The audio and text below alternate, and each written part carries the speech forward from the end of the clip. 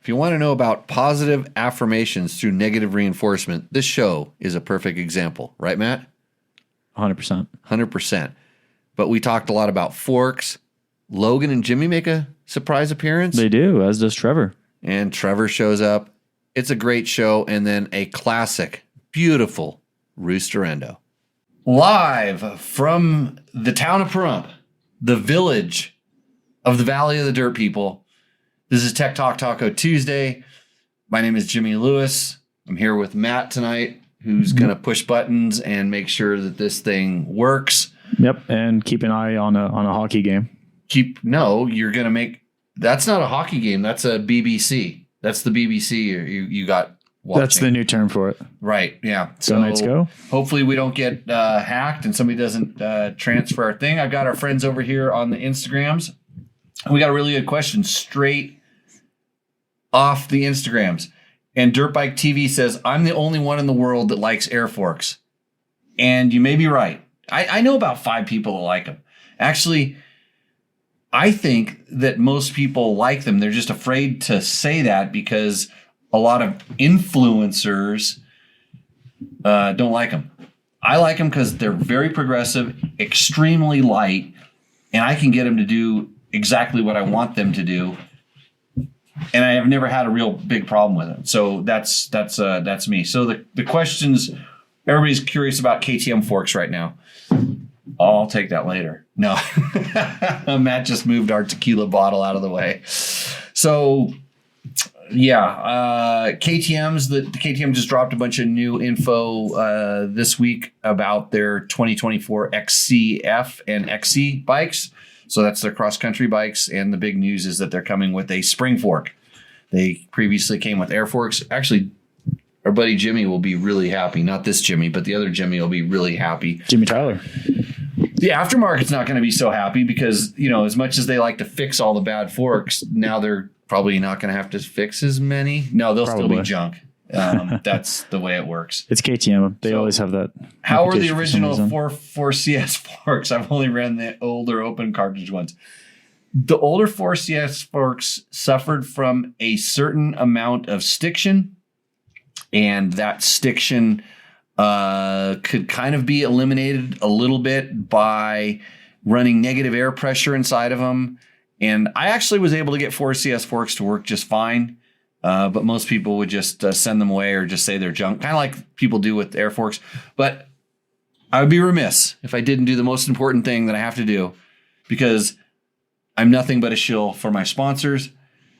That's why Tech Talk Taco Tuesday, episode number 185, would not be possible without the help of some awesome companies. Of course, Yamaha, Blue Crew. I can't wait to ride. I'd like to ride a 23 YZ 450 because I hear people talking about it and just different things. And I missed out on all the intros this year. I didn't go. Yeah. And I want to ride it. And Mark Daniels, we need your address. Or Matt needs to send me your address because I delivered your shirt to the movie premiere at Rottweiler Performance, thinking that you might show up. And so it's still in my possession. Anyways, back to sponsors. Yeah, people have been reaching out and asking me for maps on bikes I haven't ridden. And I'm like, I have to ride them to give you maps. What do you want? And I could kind of give them a direction on where to go. And we have actually a really good article on dirtbiketest.com. That's www.dirtbiketest.com. Just search Yamaha power tuning tips or something like this, and you will fuel injection mapping ignition tips. Search that on our site, and it will tell you kind of how to get what you want. It's actually pretty easy, and some of the maps they give you kind of do what people are asking for anyways. They just they think I'm an expert, which I claim to be on the internets, and you're paying exactly what you might get for. Taco Moto sponsoring our favorite segment tonight, which is Roost or Endo. That's where you send us a picture of your bike and with some instructions, and then we talk about it, and somebody gets a gift certificate. Scott Sports, Climb, DDC. I've been wearing a lot of Climb, even not when I'm riding, because it's just good gear. My jackets, I love them. We're getting out of jacket season here, though. We're transitioning, Matt. DDC, Trail Tech, Fasst Company, So I've been riding my analog pedal bike, Yeah. one that doesn't have a motor in it. Is it analog or acoustic? And it's acoustic. I don't know what it is. It sucks. I hate it. It's pain. Just delivers pain. And it delivers even more pain because it does not have Fasst Company flex handlebars for mountain bikes on it. Yeah. And does your e-bike have them? Yes. Such a difference. Like my legs hurt and my wrists. My wrists hurt even when I walk up to even touch the bike. That's how bad, because I know that there's going to be pain involved the day after from not having flex handlebars. Since I have a different size steering stem and they're making it, I'm going to get a set for that bike. Actually, I might be getting a new analog pedal bike in some way, strange way or form. Seat concepts, bulletproof designs, and of course, double take mirrors, who I'm still working on getting that song done for that video that I want to do. So anybody, that's what's up. Our sponsors are what's up. Click through our Amazon and Rocky Mountain links. It really helps us. You have been slowing down on the Rocky Mountain. You've got to be working on your bikes. Click through our link. It helps us out. It pays Matt's very ample salary. And of course, JimmyLewisOffroad.com. April class. We have an April class? Do you have an April class? No, that's still on there? I thought I deleted that. Oh boy. Here we go. Mistake. I'm just going to start number 1. I'm just going to start a numbering, because I was told, I got to look at my phone to answer this. I was told how to get better performance out of people when I'm looking for better performance. Yes. And it was positive affirmation through negative reinforcement. That's a lot of words. I know. I got to check it because, you know, who was enticed by that was young John Sermon. Oh, yeah. We a couple of us older dudes were talking about how we got to where we were, and you know the way we learned things. I actually talked to him today. Yeah, he needs to make some more clips, but he says he doesn't get the show that often. It doesn't get sent to him. Yes. Quick enough or something. He was complaining, and I called the Excusatron. I just said, wind that sucker up and keep going. Well, he called. We took care of that today. Okay, got it. Half of it. So that's it. So Josh, back to your Force CS forks. They were frankly horrible, maybe even worse, more horrible than Air Forks, but I really can't say because I didn't feel that they were that bad. And we have a couple other questions here. Not half as bad as what someone says on the Instagrams. I'm getting so many comments on the Instagrams that they're stacking up on top of each other. Yeah. We're also getting a lot on a problem? On the feeds here too. Instagram, I'm going to have to hang up on you pretty quick, but if you want to go back to our live feed, we're on YouTube and Facebook. Yeah. Dirt Bike Test. Just search Dirt Bike Test. Look at the live thing, however that works. I don't know. I don't do it that much. Mm-hmm. I don't like watching free content. I like to pay for it. But I do pay for this in the comments. They've been nice lately. Oh, really? Okay. Yeah, we haven't really gotten any nasty ones. So, our buddies over at Dirt Bike TV, the ones that they like, don't try Yamaha forks back to back.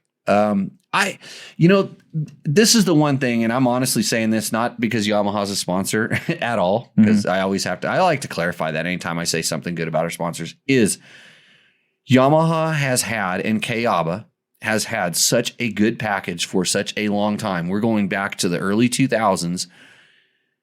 They've just been keeping it simple. They're not doing anything crazy. They didn't jump on the Air Forks. And it's just been really good. And everything else has been coming along with it. Their packages overall have been really, really good. And some other manufacturers went off in little tangents and did different things. And it's not that you couldn't get those forks or shock or whatever working well. It was just they weren't as just good as the Yamaha was, just box stock. And then you had a lot of, magazines, influencers, whatever, just go off on these tirades about certain things. And that got forums, internet forums. And it's like, I want to, how bad news travels fast? Like you watch the headline news, whatever it is, they're going to talk about something on the news and it's not good. It's got to put a little fear into you. So I believe, and this can go, back to some of the original, journalists and some that are still active. I mean, Jody Weisel at Motocross Action is a prime example. he knew bad news travels fast. So when he would take a bike that he knew everybody else was going to love and say something horrible about it and basically say, we're the only ones that'll tell you the way it really is. And then put the fear of God, and everybody wanted to buy that brand new bike because we used to get to ride them a month or two before everybody else. You put the fear that whatever it is, the motor, the suspension, the chassis was just horrible. And it generally was like a motor problem or a suspension problem, something that nothing against them. Pro Circuit could fix very quickly, instantly the next month. And there was an article about how they, Motocross Action and Pro Circuit, fixed it.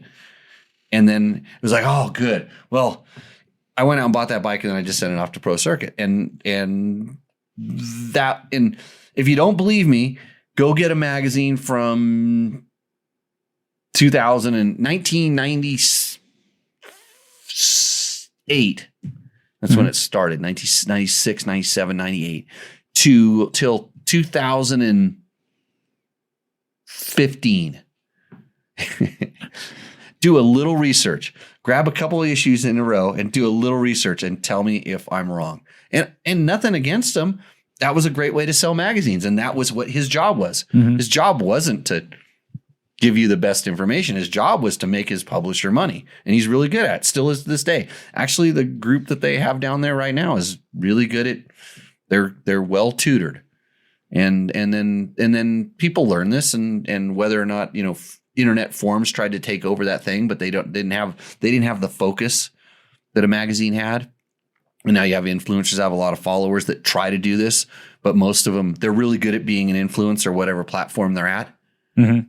But they don't know I was going to really say a bad analogy, but I'm not going to say that. Something like their ass from a hole in the wall, and about motorcycles.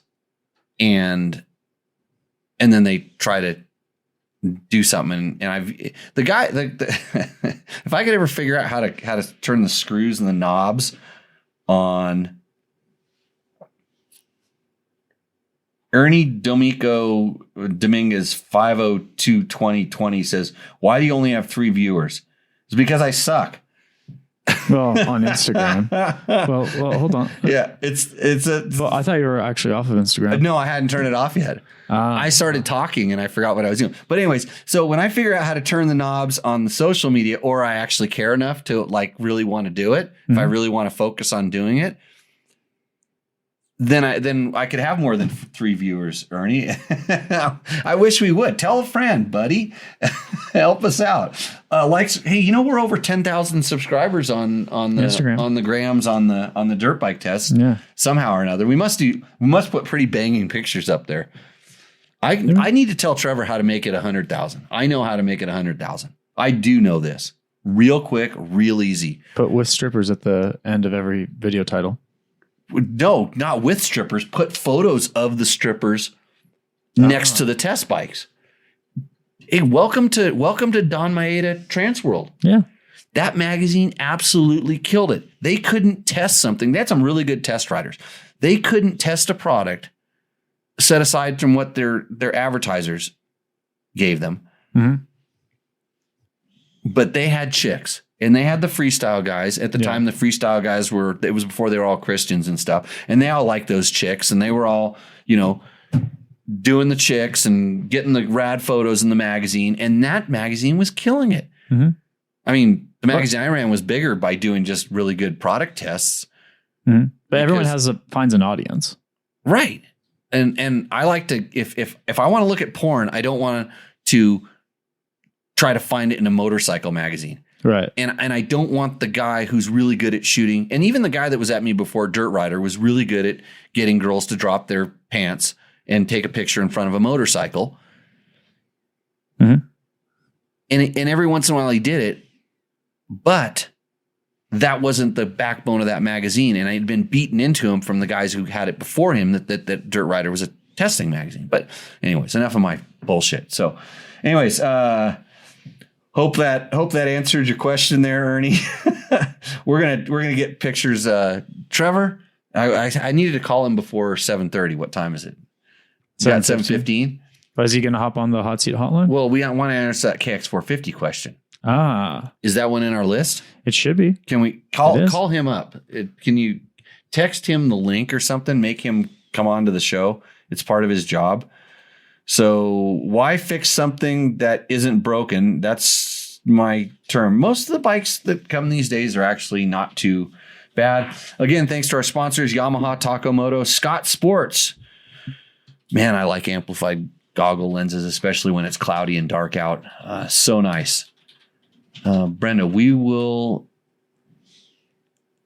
as soon as our next billing cycle on credit card comes around. Oh, she must be talking about supporting us through Rocky Mountain. Rocky Mountain. And she's going to have a big bill. Oh, yeah. They just got new KTM 300s. They went from 98 to 2023. And, of course, the bikes, the 2023s just aren't good enough, so they have to modify them. Mm-hmm. Just kidding, Brenda. they're just adding their protective stuff, probably from Bulletproof Designs, who has all the stuff for your new 2023. Yeah. Well, while we wait for Trevor, let's get to some of the questions that were on the sheet. Okay, let's hit the questions. Hey, everybody, we're gonna switch you off and go to. You have to go to YouTube if you want to continue this discussion. But anyways, thanks a lot for joining, and we will see you for our next pre-show of the show. That's a show about motorcycles. Okay, see ya. Okay. So Austin Coleman had commented before right after I had printed that out. Austin Coleman, hey, a couple quick things from last week about my 2019 KTM 300 XCW. When asking about upgrades, currently the bike is bone stock as far as I know. It has 130 hours on it with a fresh rebuild. The only reason why it's still running is because I have your special straps. Only thing extra on it are some protection parts, no front disc guard, and regarding the compression clicker not bottoming out, I called the shop in Idaho and did it, and he said there was a nut that probably came loose just inside the fork up top, and he'd take a look when I get back home from Alaska. So brand new 2023. 2019. Oh, 2019. Okay, yeah. That's why. That's because he said it's all stock as far as I know. And I'm like, if it's a 2023, how'd you get it like unstocked without, did the internet gremlins sneak in your garage and modify it for you? Potentially. Before you even knew it? I mean, did it grow hand guards and a pipe guard, or did a magical ECU get put on your bike by aliens? Kind of like what happens out here all the time. Mm-hmm, mm-hmm. I mean, I got this new sheet of tinfoil that I put over all of my ECUs so the aliens wouldn't reprogram them. It sounds like a good solid idea. Okay, so the root of his question, after I made all those horrible jokes, essentially it was just following up from last week when he said he could keep clicking it. He could never make it bottom out. If I remember right. Right, and he said a bolt had come off. So he's saying that the shop was saying there's probably a nut that's came loose inside the fork up near the top. So he said, because his clicker is constantly spinning. Yeah. On his shock or his fork? Fork. Yeah. Yeah. It could be improperly assembled. I've seen like when you take apart forks and there's clickers in the caps, there's also set nuts that need to be indexed at a certain height. It just depends on the fork. Everyone's a little bit different. But if I've seen people screw their clickers in and they fall inside the fork. I've seen people unscrew their clickers and they pop out because just improper assembly or they're ham-fisted with their tools. But mostly I see people never ever touch their clickers. Mm-hmm. So good for him. Thanks for following up. I do appreciate that. Let me know what it really is when you find out, because that will help. That just increases my knowledge bank. Right. All right, Jason Nadler, what do you think of clutch weights, especially the Blaze Racing 7-ounce clutch weight for the 300 2-strokes? They work, and they are, I'd say, 1/7 as noticeable as a flywheel weight, and that's about it. It's they do help. They seem to be a little, I would call it, smoother than a flywheel. So I'm going to go with 1/5 as as far as the ounces per effectiveness. So when you do like a 4 or 5 ounce flywheel weight, much more noticeable than a 7 ounce clutch weight. Well, Dave Delaney is asking a question that a lot of people have been wondering about regarding those Cove. So the Cove, yeah. So Moto Marini and CF Moto. Any comments on these Chinese bikes? Will they be junk in 3 years? I don't think that they're going to be the same as your normal brands, because I've never, ever once seen these Chinese companies outdoing any real durability testing previous to producing something. I know the Cove people finished Dakar, and with what, I don't know. I mean, because they look so much like it was funny. I got thinking about this after the last show, because we got so many questions about that. And it's like, yeah, I'm willing to ride the bike. They mentioned it when I saw the guys at the show. They said, hey, would you like to, try the bike? I said, yeah, no problem. They're running around showing it to a lot of the people that I referred to in the first 10 minutes of the show, who will not say anything bad about it and are, oh yeah, I got to ride a bike, and Instafluencers. So they're the ones that are riding it right now, because they're going to say a lot of good things and they sell it. I will tell you how it really works. And unlike those guys, I've ridden, let's see, 1, 2, 3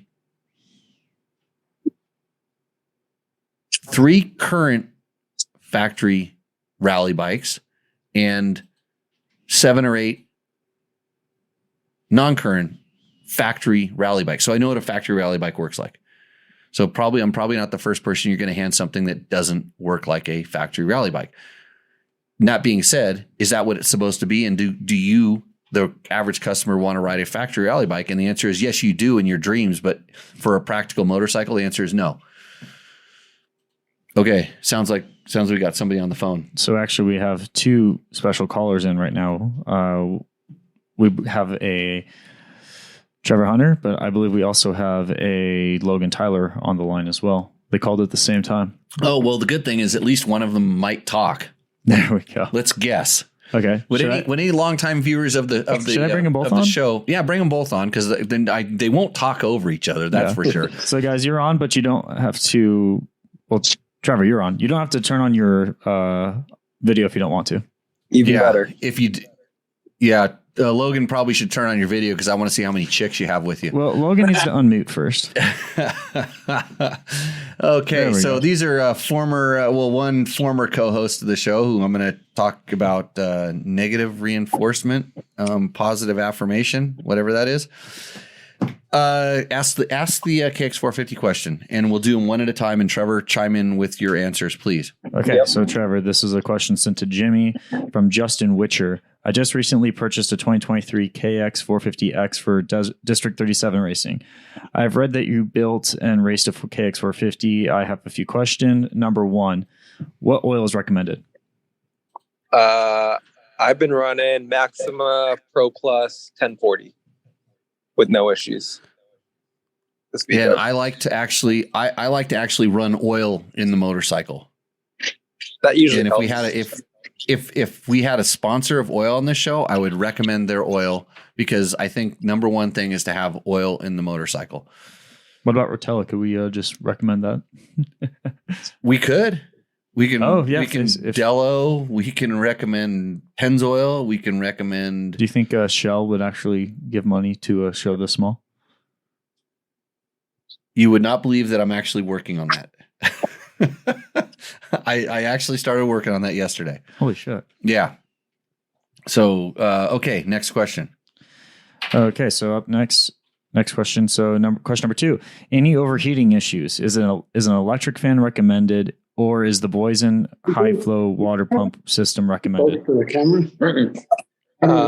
I haven't had any overheating issues. I have on other bikes in the same on the same trail rides that I've been on with the Kawasaki, but the Kawasaki itself actually haven't had overheat yet. I do know a lot of the race teams run the Boysen supercooler, but yeah, I haven't had experience with the Kawasaki overheating or running too hot.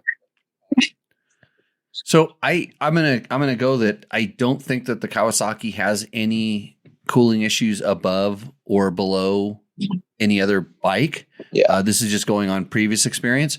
But I will tell you that the heat that you're experiencing when you have issues with this is generally caused by the clutch.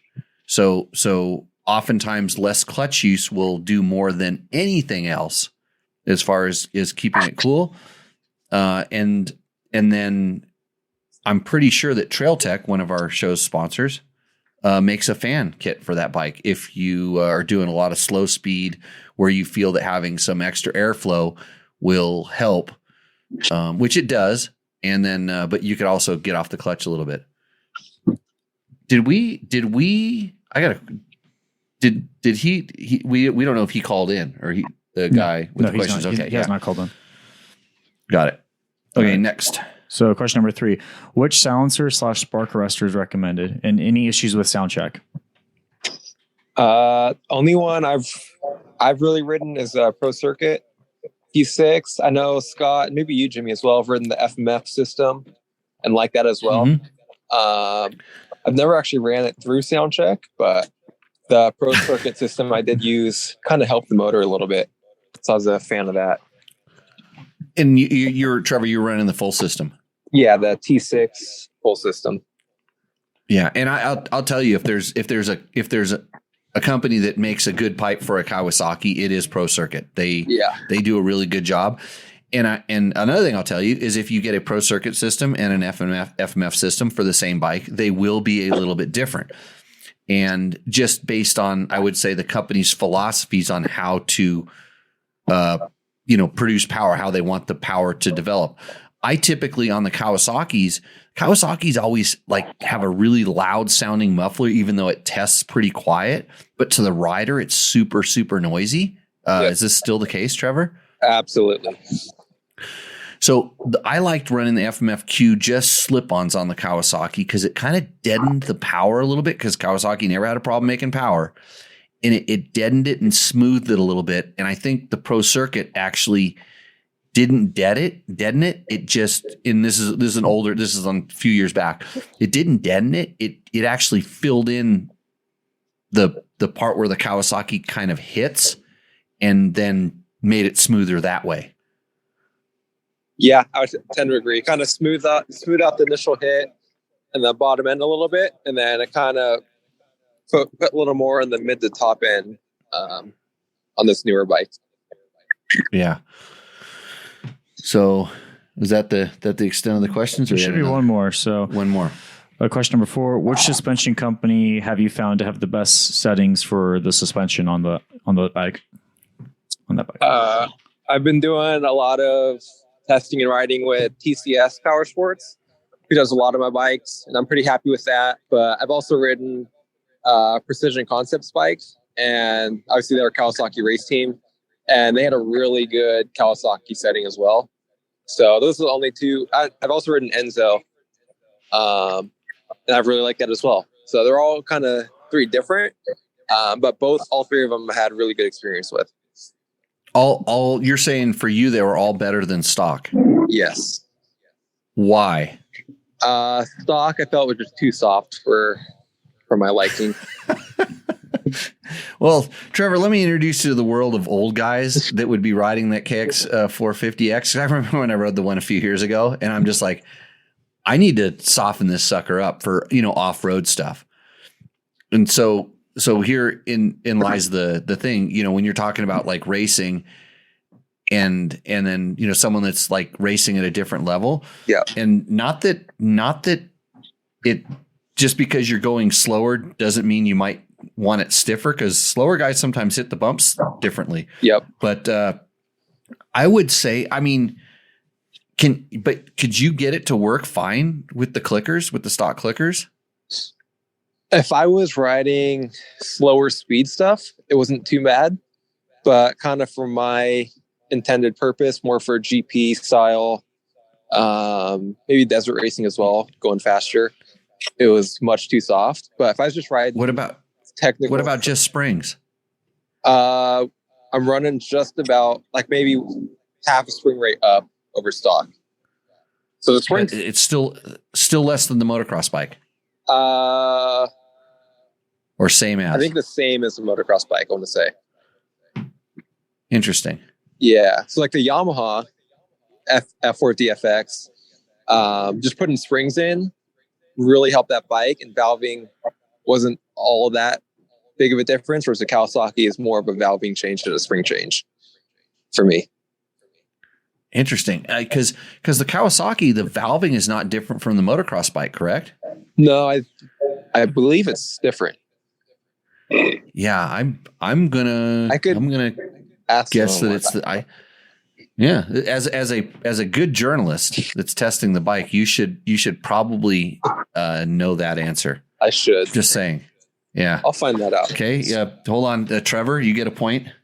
Matt already screwed up the ad read thing here, and you're getting a point as well. Hey, Logan, how you doing? All right.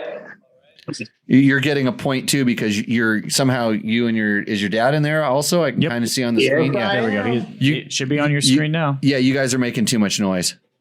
Oh my! So you're getting a point. It's a triple tie right now. Yeah, I was trying to. It's windy here, and my garage door is about to blow off the thing, I think. So I've got some 2x4s holding it up, but I don't know. We might have to go inside the house, I guess. Poor Perump people that moved to Las Vegas. That's what happens. You took all the wind with you. Today we seem to have. Yeah. So Trevor, 2024 KTM XCs are introduced. Are you excited? One second. Can you hear me now? Yeah. I like the sound of spring forks, even though I've come around to the air forks a little bit more in the last year or so. I do think coming with spring forks is interesting and something different that could be good or could be bad. You just never know, but it's interesting for sure. But you hate those bikes. Just admit it. They're not my preferred bike of choice most of the time. Yeah, I just that's why you're last in line when it comes to like, hey, can I get a test bike? Well, maybe I just need to spend some more time on them and get a little more comfortable on them, but that's hard to do when you don't have a bike. Back in my day when I didn't like when it was known that I wasn't a fan of a certain brand or something like that. So number one thing that I would do personally is I would actually spend more time riding it just to get more used to it, to see if that would change. But when they had a good media or PR person, they would make sure that I had a bike to ride. Just because it was like, then if I said something bad, they're like, well, did you ride it? And then I'm like, well, damn straight I rode it and I tested it and everything. But yeah, I mean, now they can just give it to 10 other people that will love it, and then you could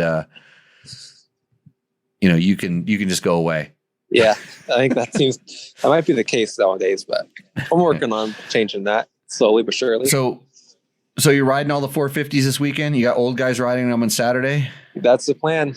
450 off-road comparison. Yeah, I don't qualify as old guy, so maybe I'll see you on Sunday. I think you're a fast guy. So it's fast guys ride them on Sunday. There's fast guys. I don't know about Sunday, but at some point there'll be some fast guys too. Really? I should come out that day.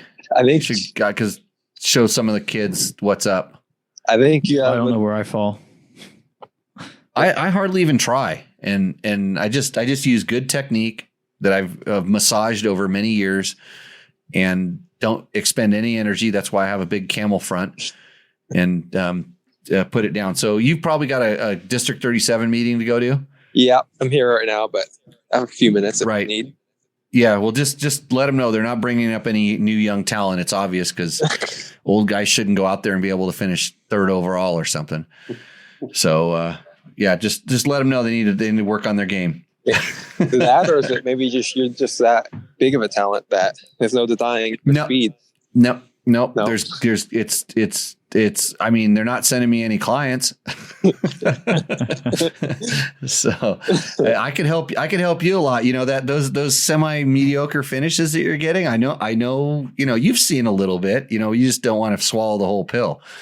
I want to tiny. I want to swallow tiny the ingredients, whole pill, but the pill is too far away. Is my problem. Oh, you got to make an investment. You can't just go pedal that mountain bike all the time. I proved that. I've been trying to pedal a mountain bike. I can barely do that, but I can still beat you on a motorcycle. I won't disagree. Enough shit talking. Walk into the meeting and figure it out. All right. Well, everyone, we have some pretty cool things coming to Dirt Bike Test with some new Yamahas. So stay tuned to that next week. And yeah, let's leave it there. Okay. Thanks, Trevor. Talk to you soon. See you, All right, bye. Okay. Logan. Yeah. How's it been going? All right. Does the shoulder work? Mm-hmm. Yeah, all the way up. Better than Cooper's? A little bit. Yeah, because somebody's here says, bring Cooper Luke back on. We need that awkward silence back in the show. Which is kind of strange because I don't know whether he's talking about like Logan was just my silent co-host. Mm-hmm. And Cooper, who would just mispronounce most of the words. He did give us probably our best inside joke. I do love titty tail. Yeah, the titty tail. Yeah, and so I don't know, Chris, who you're looking to get back on. This is Logan. Logan doesn't talk. Logan moved to Las Vegas. He didn't really get fired like we alluded to on the show, but I did have someone this weekend that rode up to my cabin. Some guy just randomly showed up. No names to be announced, although he will be a co-host on the show for this very reason. He said, I like how you got rid of that, the quiet guy, because he seemed like he slowed the show down. Logan, would you like to defend yourself there? Not really. Not really. I think it's pretty honest. But to be honest, you were sitting there, you were just managing your herd of chicks on your phone most of the time while you were on the show, because they were all watching, because our viewership was way up in the 16 to 19-year-old female category during that particular time. So, I'm pretty sure that's what you were doing. That's why you couldn't talk unless I made you read the reads. Yeah. And the funny thing is even when Cooper came on, he realized how hard it was. And Matt has defended you endlessly when he has to read the questions the way they're submitted. A lot of it does have to do with how they're submitted. And people need to learn how to write. And even Heather was like when this guy was saying this, Heather was like, dude, have you ever seen the questions the way they come in? So I said, he's a friend. He's a good friend. I've ridden with him before, and I'm going to bring him on the show. I'm going to bring him onto the show, and I'm going to say, oh, I think I figured out who it is. Here's how to be a co-host. So you get to, he'll get to be a co-host, and but he won't. I don't know if I'll make him read it. He'll just answer motorcycle questions. But so Jimmy Tyler, hey. Welcome to the show. Thank you. Good to see you guys. And nice shirts, by the way. Hey, we're going to have a limited edition Tech Talk Taco Tuesday shirt coming out real soon. Oh, man. So, is Bob awake? He has not shown up for the past like 20 shows. Bob didn't die. Just this show died to him. Huh. But yeah.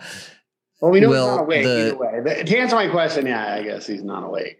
Why? Has he been hitting you up trying to get a door or something like that? Or did his house blow over and he thought maybe you could send Logan over? Yeah. Got him the door. So what I was getting at here is that it's not as easy to be a co-host as you think. So the question is, Jimmy Tyler, what do you think of KTM switching away from that air fork?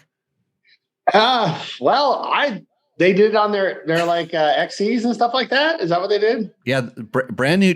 See, the SX you're not and the on the XCs social. Don't have it because the other ones always had it, right? Well, I don't know about the SXs. They've announced those yet. I believe they haven't announced them yet. Yeah, so they announced XCs, and the big change in the XC is it going back to the spring fork. Is it like a closed dual chamber type of fork system, I wonder? Or like the old 4CS? No. This is the question earlier in the day.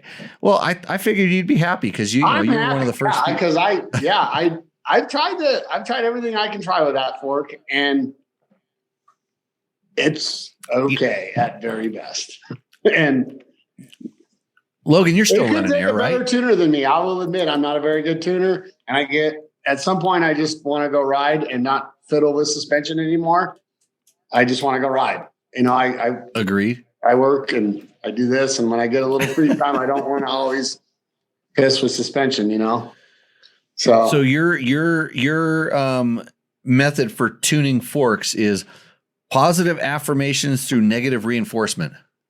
Maybe. I'm not smart enough to know what all that means, but I know I'll give it like a good solid 10 hours of ride hours of fiddling with it. And after that, I don't ever want to do it again.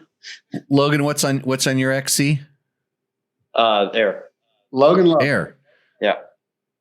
Oh, smart kid. But it's obviously not as good as a Yamaha because Matt here seems like the last time you guys all raced together, dominated all you guys on a Yamaha with a spring fork that was pretty much your bike's totally box stock. I haven't put the stock mapping back in it. Box stock, Yep. Kenda tires. Yep. Go race. Yep. Beat all the KTM Air forks. Yep. Yeah. I raced the Yeah, well, 52. Yep. Oh, that's right. you No, did? he was Blue Crew that day. Oh, you raced. Oh, you rode a Yamaha's Yamaha. Blue Crew that day. He raced a motocross Oh, I take- bike. Yeah. Yeah. Oh, that was a mistake. Yeah, Oh, it yeah. was. He swore to me it wasn't. After 5 minutes of testing in the desert, I'm like, that's said it was the problem is after 5 minutes, man.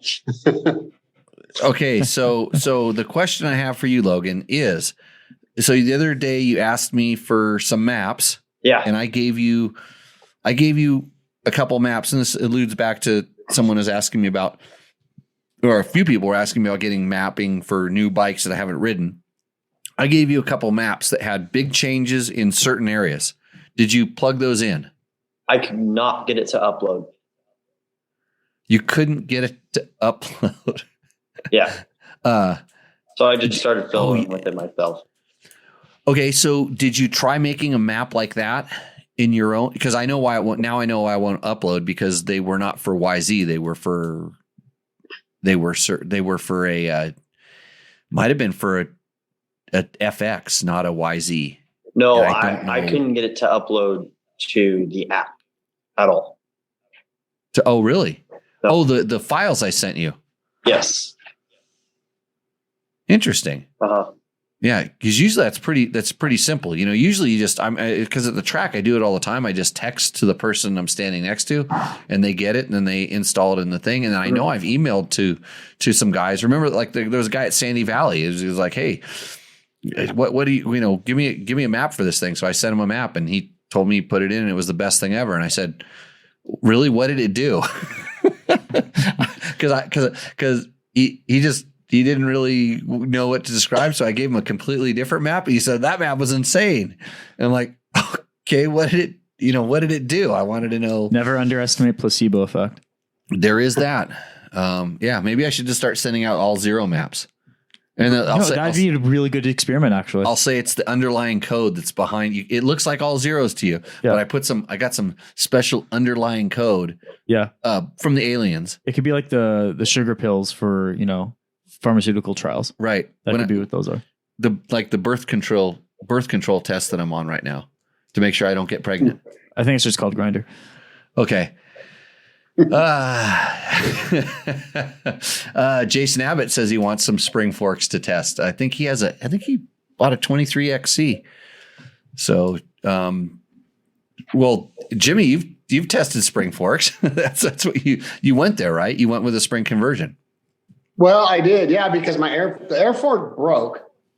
So it's kind of cheaper to put spring conversion in it than it is to buy the air tube thing. So right. it's I don't think the air is necessarily the thing I don't like about it. Yeah, I've got another. I don't know what it is, but I don't think it's the actual air part. I think the air makes a fine spring. If I had to guess, I'd say it's because it's one fork doing everything versus two. One fork kind of doing compression and rebound, and the other fork just being a spring, whether it's air or an actual coil. Yeah. But I'm not smart enough to tell you that, but I say that must be it, or maybe it makes it where it's just when it's a click off, it's way off, because it has to do double duty each click, I would think. Yeah, in reality, it should, but I never had to venture that far off of, when I raced an XC, and I never had to venture that far off of the standard setting, and I thought it was pretty good. But Kyler Stoker here says, I think they build bikes for you because you know what you're doing. No, I ride around. You're a lot like of the guys bikes. that they set them up for, I think. No. I mean, they do test this stuff. Yeah. Stoker says that we should make a dirt bike test sticker that says convert DBT AER edition sticker that converts them, and then it costs $1,450, and then they will be the best fork ever. No, to be honest with you, the spring conversion, the single-sided race tech spring conversion, not the KYB drop-ins that everybody I think is talking about at the track or whatever that I talked to. Right. Just the single-sided conversion, I really didn't notice much difference. Oh, really? No, I mean, it gets rid of that harsh, the kind of like if you just sort of ride off of a loading dock, that slap that's very harsh on them. So the extreme progressive nature of the fork, yes. I guess. Okay, sure. Which that really doesn't bother me because realistically that happens once every 30 minutes when you're riding. So that was never my problem. That's a weird type of thing but we'd go into like embedded rocks and the front end was just off, just deflect. Away. And I could never figure that out. The spring fork did help with that a lot. If that's kind of your problem, you're embedded rocks and stuff like that.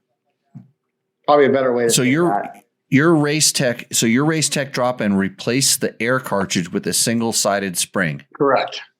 Just a really so similar to because I think the Kayaba does the same thing, correct? I think Kayaba's got you probably know better than me, but I haven't investigated it I think it's two sets of drop ins with two sets.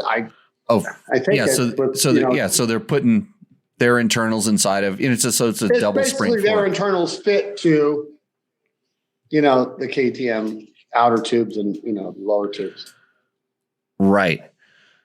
So Dirt Bike TV, who Jay knows cheap, this, so says the Kayaba kit is a dual spring kit. So yeah, they're giving you the both sides as opposed to a single side. Right. But Jason, who has the bike, says he doesn't care for the air fork, vague in the mid corner feel, not as connected as a spring. And man, I can get that. Yeah, and he says that Jay at Dirt Bike TV says the Race Tech single spring is a very good kit for at least the cost, to deflect from the AER. Cost wise, what do you remember what it cost? About $650, $700. I do all that work myself, so it didn't cost me any in labor, but I think it's $600. Yeah, so the Kayaba thing, and I talked to a guy that I used to do a lot of work with that does Olin stuff, and the Olin's has a conversion kit as well. That's and if this guy says it's good, I know it's good because I wrote a set of those. My nephew had them, and they were really good. I like. Yeah, he doesn't. It was at Coppersmith, and he doesn't. He learned very quickly not to BS me because he actually let me try something that he was kind of told. He was working for Olin's at the time. He was kind of told that he had to give this to magazines. And I tried it. I came back and said, well, is it supposed to do this? And he's like, no. And after that, he was always pretty straightforward with what he said. But, and he actually built me a shock, for a PDS shock. That's one of the best PDS shocks I've ever ridden. And I still have it. It's actually on one of my KTM 500s. And believe it or not, it was set up for a KTM 144. And I just gave a little bit of a spring to it and added some spring to it. And that thing still works really good. Actually, it's time to get that thing sent back in. And I think I might have had it actually, I did have it serviced once. So it's probably okay. But anyways, well, cool. So Logan, I saw you there checking the Tinder, Grindr. What do you got going there? Instagrams? Welding wire. Yeah, we got fidgets over here. No, your phone. I saw your phone up there in the corner. All the ladies are checking in. I saw the thing. It's gone up. We got a lot of viewers. Yeah. The category. It's a giant chart here. It looks like everywhere. It looks like Race Central here, but it's like charts and the Actually, you got all the way up to 21. The 21-year-old female audience just went off the chart for a little bit there. So, You gotta come back out one of these times. I've got a water truck for the flat track. Oh, I know. I can make it. It's looking good. I can make it premium. Yeah, I can make that place premium. And my neighbors tell me I rode it a little bit last time we were out there. It was really nice. Yeah, my neighbors tell me I have an unlimited supply of water if I want to keep water in that thing because they're into it too, which is pretty cool. So especially, with all this rain, it's like unlimited supply of water. We're back in the good old days. Yeah. Been a good year for dirt bikes, huh? That is true. Hey, do we have any other questions we want to have these guys help us answer? Dirtbike TV did chime in with saying the mid-valve piston is new and doesn't use Delta shims on the rebound stack. And we're talking about the new KTM. Which one are we talking about? I think we're still talking about the conversion kits. The conversion kits. Oh, the new fork. Right. I didn't read really deep into it. That's Trevor's job. Got it. I just want to ride it. I want to ride it and then I'll tell you how it works. The technical specs, it's really easy to take technical specs, cut and copy. And right now, why bother? Just get AI. Just ask artificial intelligence to write 90% of your stuff and then you just read it off. Mm-hmm. That's the way it's coming. Logan, have you used AI to write any papers at school yet? No, because I don't write papers at school. What do you do at school? I type them. Oh, you type. So does AI type? The last time I did an essay was today, and it was on paper. And then before that, mostly all have been on paper. On paper. Yeah. So how do you get the whatever the question is? Like somebody asks you a question and thoughts go in your head and you answer the question and you put it out. How do you get it onto the paper? He goes to a school that's smaller than Pahrump. The city is smaller than Pahrump. Right. Yeah, he goes to Boulder. So. Well, I know evidently in Pahrump they're still learning how to use the chisel and chisel the words and the symbols into the rock. Oh yeah.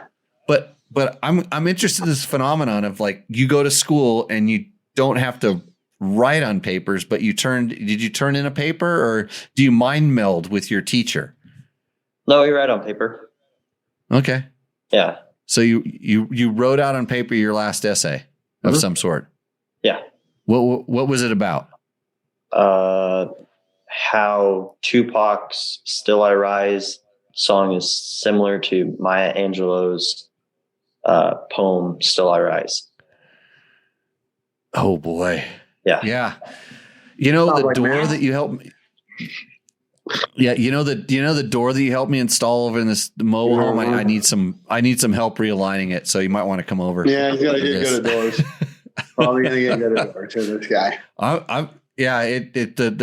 the latch goes into the hole, it's not lining up very well. I don't know if the whole motorhome shifted or whatever, but we got a little issue out here. So it's beyond my pay scale. I'll tell you that right now. And I'm talking about like it's way above my pay scale. I'll get you through that. I bought the good tools.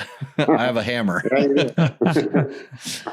So, hey, well, it's good to see you guys. We need to be doing some riding here before it gets too hot. Yeah, we do. And I was mountain biking. Actually, I went running up in your neck of the woods last week. Again? Oh, yeah. I had to drop my electric mountain bike had a little problem. It intermittently stopped working, and so I had to take it to the bike shop over there. And then, since I didn't have a bicycle, I went running up to a little radar repeater or something up on top of a hill, which is gnarly. Yeah. So, anyways, okay. Well, we will see you guys in the near future, Logan. Really appreciate talking to you. Good talking to everybody. Yeah. We'll have you guys back out. And let's go riding. Yeah, we need to ride before the show. That makes the show that much better. Did I tell you I rode my Husaberg 650 down the street? It's not totally put back together yet, but I did. It runs. Went down the street. All my new parts. The 650? Did you say? Good. Yeah. Yep. Okay. Came from lands far away. Like it's the thing's going to be so tight when it's redone. You can't. We're not going to be able to ride it here because I know it's a ticking time bomb. So I want to take it to some place where I know there's these hill climbs, really good long ass hill climbs. Oh, enjoy. So we might have. Let her eat, what are you doing this? What are you doing this weekend? Yeah, let her eat. Yeah, might be some opportunities this weekend. I will try. Yeah, I got Okay. some stuff coming here. But that's Okay. good. Logan, how's the arms good? I saw you raising it up there. Yeah, I'm great. I'm doing good. Yeah. Yeah. I go riding on the weekends. He don't. I don't know what he does, but I know. He looks at the phone. Yeah. I'm trying to learn my new area and the riding spot. So Cool. yeah. All right. Okay, guys. Take care. We'll see you soon. See you guys. See ya. Right on, everybody. That was Logan and Jimmy Tyler, former Valley of the Dirt People residents. They moving on up, as they like to say, in the hood. Yeah, living the high life. High life. What's we had a problem or question that just came in on the chat here. Let's get right to that. So we'll do this one. Then we're going to go to commercial Dimitri break. wants to know. I had a question a few tech talks ago about getting a KTM 150 TPI to work good in nasty hard enduro situations. Reporting back on my progress, installed the RK Tech head, the pump non-ethanol gas, and it made me not notice any problems with either getting going or keeping it spinning going uphill. The head works a lot better than stock in a high load mid RPM scenario instead of bogging down like the stock one does. It just keeps pulling. Not quite to the Beta 200 level, but very much workable. Well, that's awesome. So he basically just replaced the cylinder head. That's my understanding of what's put in there. And that's cool. So RK Tech head. I'm surprised that just a cylinder head would do that much, but sometimes they can. I mean, it's so essentially they're changing the squish band, compression ratio, different things like that. And for whatever RPM the area he wants to make that thing work, it worked, and that's good. Awesome. So do we have any other ones in the chat that we want to hit before we? I think we should go to commercial break. Okay. Because we have so many that I just want to get commercials out of the way. And Okay. we'll hop back into those. Let's get some commercials from our very favorite, bestest sponsors. What's up, Moto Buddies? Mike here from Taco Moto Co. What is the Taco Touch? It's the best service in the industry. Virtually 24/7 tech support via email or text, and it's like having a dirt bike doctor on call every day of the year, helping you fix your bike or recommend parts or setups for you. If you've ever received an order from us, you'll know that the Taco Touch extends to our fulfillment, and our orders come with the coolest stickers that you've ever had, buying parts from anybody before, and a handful of root beer barrel candies. All of our Taco Moto Co. branded components come with a no questions asked lifetime warranty, and we'll even extend out the warranty of other manufacturers, OEM, and aftermarket parts where we can, sometimes for life. We test and tune endlessly and exhaustively and obsessively. We're trying to destroy everything that we can before you get your hands on it to look for weaknesses and to improve it, or to make recommendations to the manufacturer. And if it's something that doesn't meet grade, then we don't offer it on the store. Everything that we carry is something that we have personally used, tested, and ridden and raced, and knows meets the high Taco Touch demanding standard. Go out and get some adventure. And we are back, and we're going to jump right back in with the Bulletproof Designs product of the week. And this is something I brought on the show before, but I've actually tested it a bunch, and they finally moto-minded. This is the Torch LED system. So it's on here. I'm going to try to shine it up into the lights, and maybe it'll reflect back, but it's essentially a helmet light. Because we're getting to the point where you might want to be going out riding at night, and maybe you don't have a headlight, or you want a better headlight, or you want to have auxiliary lighting or something like this. This is a pretty cool system that MotoMinded comes up with.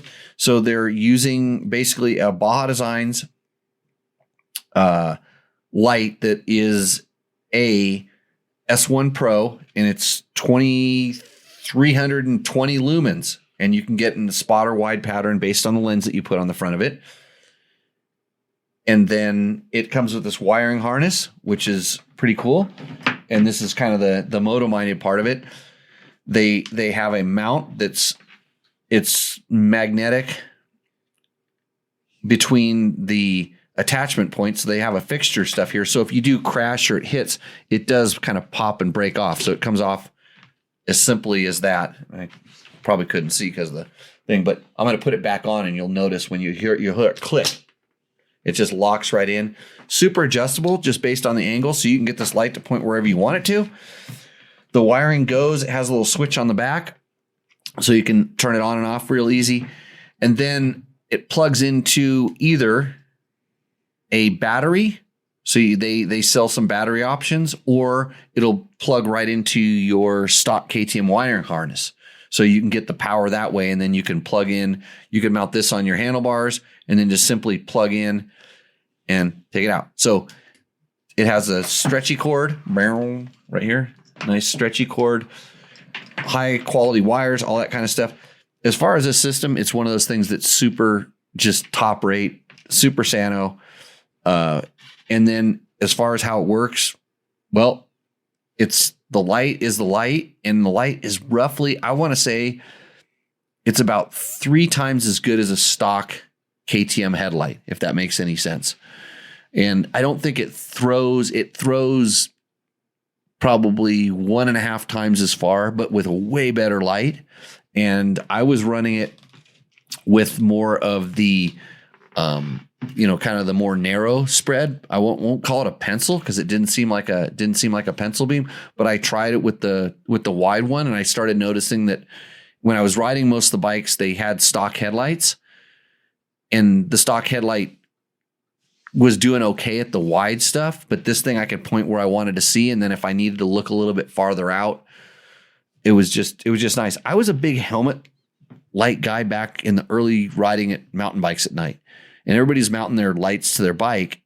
And I realized that, hey, I want a light where I look. And if your light is mounted on your helmet, it's where you look. You turn your head and there you have light. So no matter what you're doing with your handlebars, when you look at something, you can see. So it's a great complement to a halfway decent light. It really, really helps make that work so much better. It can be run just solo. In fact, I was riding the electric KTM, the free ride. The free ride was one of the bikes I was riding a lot back and forth, and I unplugged the headlight just to see if it would, help charge or not use as much battery. See if there was any change in that, and there wasn't. By the way, because that battery is strange. An electric bike has a small battery to start it. Yeah. That's the battery that light ran off of, but but it also charges that at the same time. So. But yeah, I was playing around with it. Super Sano. It's about $250 for the light setup, and about $470 if you actually get the battery. And I got a battery set up with it. The battery seemed like it worked for about 3 hours, and I didn't use it a whole lot with the battery because once I plugged the inline wiring harness in, I was happy and didn't have to use the battery. But I think the battery is about 3 hours of life. Super cool. So. Check out motominded.com if you're interested in that sucker. Really good helmet light. So, Matt, we're going to go right back to questions before we get to everybody's favorite section. Roost or Endo. Taco Motos, Roost or Endo. You stick around for 25 minutes and we'll start on that. So Dimitri did follow up saying, yes, I did just replace the head. I think there's more to be gained from the ECU tuning, but I'm happy enough to leave it alone and just ride it. Unrelated question, foot positioning. I keep trying different things and going to classes / watching training videos, and they all got their opinions, but they just get me more confused than before. Shane Watts just told us to do the heel off of the back of the foot peg all the time. There are plenty of people saying you have to always ride on the balls of your feet. There's the weird position with the left foot on the ball of the foot and the right leg more forward to be able to reach the brake lever. This is all for standing up. What is your general algorithm for picking your foot position in relation to the foot peg?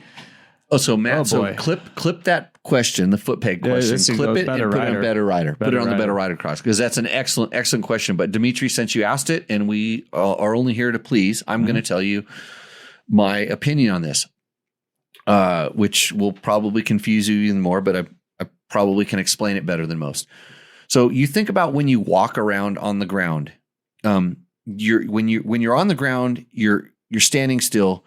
You have your heels and your toes are on the ground, and really the arch of your foot is not necessarily on the ground. It's usually protected with some sort of an arch support or your shoe. But and even in just when doctors are looking at your feet and stuff like that, they don't want you to be flat-footed where your foot is all smashed out. They want you to have some sort of arch or something in your foot. Okay, that's just the structure of the foot, the way that it works. Heels and toes are how you're standing. Unfortunately, we're standing on a peg, a foot peg. And notice foot pegs have become wider over the years. In the old days, they were literally just pegs sticking off the side of the bike. So now it's trying to find the place to position your feet on those foot pegs.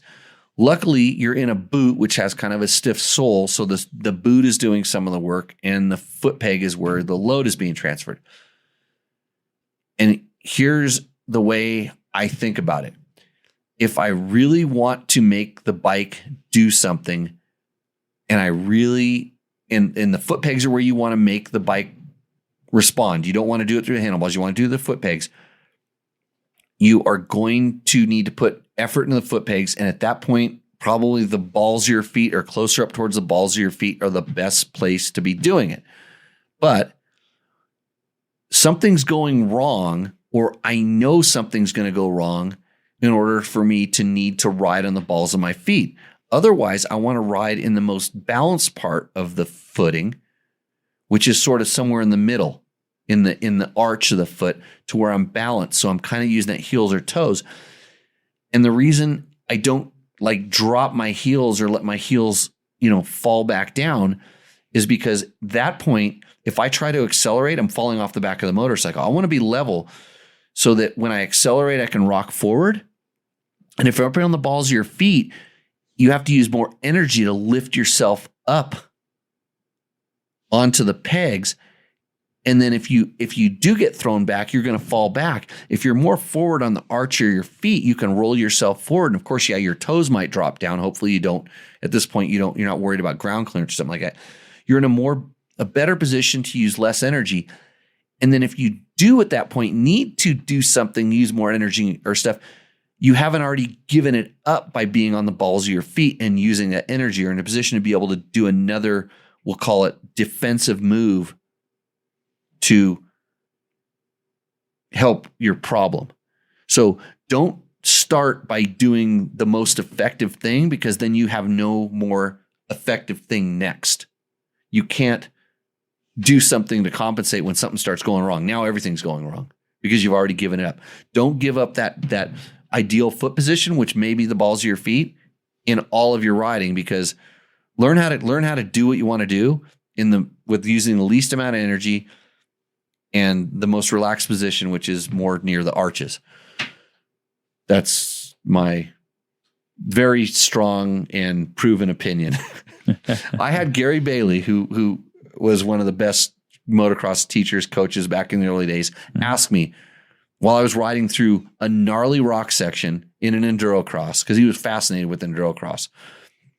He asked me, "Why are you riding on the arches of your feet? Shouldn't you be up on the balls?" And I said, "No, because I'm riding super relaxed and I'm trying not to use any energy." So anyways, hopefully that answers your question. If you have a follow-up, let me know. Perfect. That's it. Okay, next. All right, so Facebook user asked this at the start of the show, so hopefully they're still here. What's your recommendation on easing vibrations around 60 miles per hour on a 17501? I use it to commute to work, but have also been doing some dual sport events this year in Pennsylvania. Oh man, I know the answer to this. So there's two things that'll really help. So number one is, if you're doing a lot of commuting, go up one tooth in the counter shaft. One tooth bigger on the counter shaft, with actually for road riding, it really kind of drops the RPM down and makes it just so much more mellow.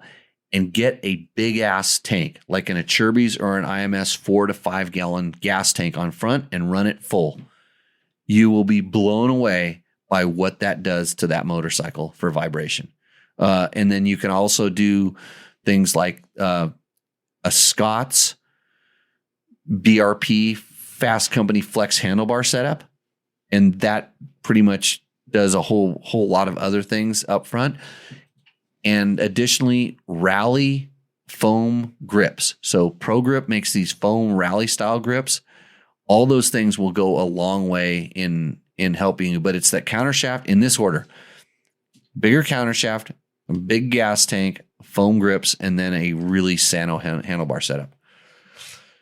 Fasst Company, www.fastco.com. Tell them Dirt Bike Test sent you. Okay. So Western Rogers also has one other thing. Yeah. If you're sitting down, which you are when you're doing commuting, there's absolutely nothing wrong with a Seat Concept seat. Seat Concept seats are proudly handmade and developed in the USA by true motorcycle enthusiasts. Seat Concepts offers a wide variety of seat options from stylish replacement covers to, this is what you need, a complete seat with various height and width profiles. Get the one with the fat thing in the butt. The comfort seat is what they call it. That will help out a ton too, mostly for when you're sitting down, always when you're sitting down. So each seat incorporates a proprietary foam formulation designed to provide unmatched support and impact dampening for the rider. That's what you're asking about. Whether you're hitting the motocross track, which you're not, or gearing up for a trek across the country, that's what he asked about. Yeah. Seat Concepts has a seat for you. See all the options at seatconcepts.com. And they've been saving asses like yours since 2009. Good organic little read. Right. All right. So Western Rogers had asked, Jimmy, have you ever raced the Virginia City Grand Prix, and would you consider your T7 in their ADV class? So Jimmy has never raced the Virginia City Grand Prix. It was funny because when I was racing with Danny Hamill and guys like Larry Rossler that had won it a million times and stuff, that was part of their contract. They had to go do it. And they always told me how horrible it was. Just rocks, boulder fields, rocks, dust, silt, boulder fields of rocks, more rocks, just ricocheting off of rocks. And so I never got excited about it. Would I do it on my T7? My T7 would be about as good as any adventure bike to do that. But I still don't seem to have the fascination to want to go ride through boulder fields of rocks. It's kind of like the Atalanta Grand Prix. It was just whoops and whoops and whoops and whoops and a little stretch of pavement, and then whoops and whoops and whoops and whoops. And you just had to go do it because it was part of your contract. Okay. So Facebook user, I don't know if it's the same one, but trailered my 22 FE501 home after a day in the mountains. When I got home, my clutch was totally soft and wouldn't disengage. I adjusted the screw on the lever and pumped it some, and it was barely functional. Next morning, it seemed a little better. What's happening? So he trailered it home. So it was fine. And then he got home and his clutch was totally soft. So I'm suspecting that the fluid level was low. And I'm trying to think why it would get bad is because it was hot. Somehow he got the clutch hot.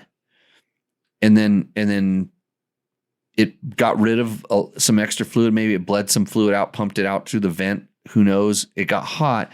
And then when it cooled down, or maybe it was low to begin with and it got hot and then it cooled down and it sucked a little bit of air in there. So number one, take the cap off, put some, I don't know whether it's on that bike. I don't know whether it's DOT 4 or mineral oil, read the cap, what it'll tell you, put some of that stuff in there and then pump it. And generally they're pretty good about kind of self-bleeding. The air kind of rises the top, pump it, let it sit for a little while, pump it, whatever.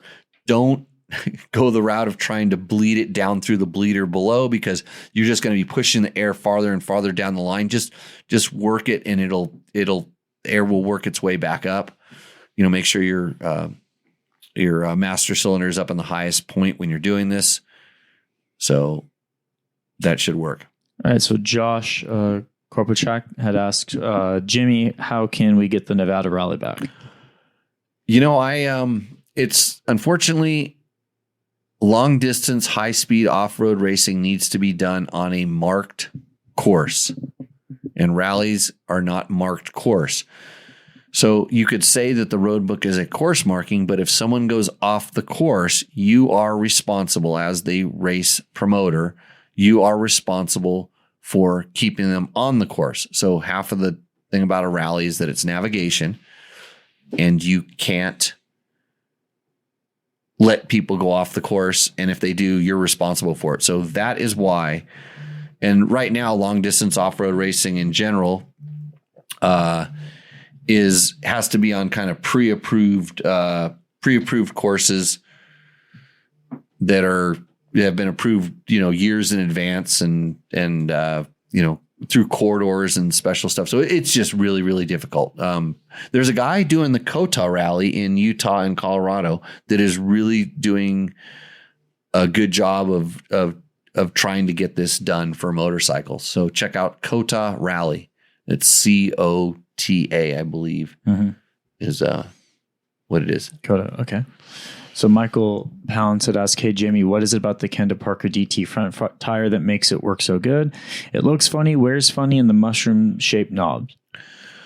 So I don't know specifically what it is, but I'll tell you it's not necessarily the knob shape, other than I have found that a lot of tires that are directional that have a V shape kind of catching the braking direction. And not all of them, but most of them tend to center up better under braking. And this is why I really like that tire, is mostly the braking thing. But I think it comes a lot down just to the carcass. I think the carcass is actually, they're on a really good design with that particular carcass and the way that it responds to the rubber on top. I'm not a rocket scientist, but I just know that it works. So yeah. Okay, Western Rogers also asked, "Jimmy, have you used the WP 6500 cartridges? I found a discontinued new set for cheap." I have not. I may have ridden a client's bike that had them on, but I don't specifically remember it. So, yeah, I don't know. I mean, hey, spend a lot of money on your suspension, and then you're all good. That's why they put suspension on your motorcycle, so you can spend money on it. Yeah. So Ultra SS has asked, "My 2020 KTM 350 XCF doesn't have a wiring harness. The stock style light kick is kind of expensive. Does Moto-Minded sell a wiring harness separate for that light?" I don't know if Moto-Minded does, but I know Takamoto does. Yeah, Takamoto is really spending a lot of times building these light kits, these wiring kits and stuff. So, yeah, go for that. What's funny is that I just found out that somebody told me that the new XCFs, the two strokes, it's really hard to put lights on them because they have the small ignition. And they're already powering an electronic power valve and the ignition and all the other stuff. Yeah. And they don't have a lot of extra power available for lights and stuff. So interesting. Yeah, so Brenda had said, "Fully agree with the riding on the arches. I run pedaling innovation pedals on my bicycle for this very reason, centered and balanced."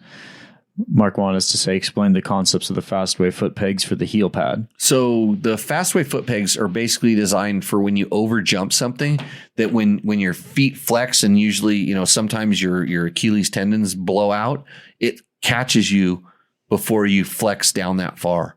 And, so most of the time you don't notice them.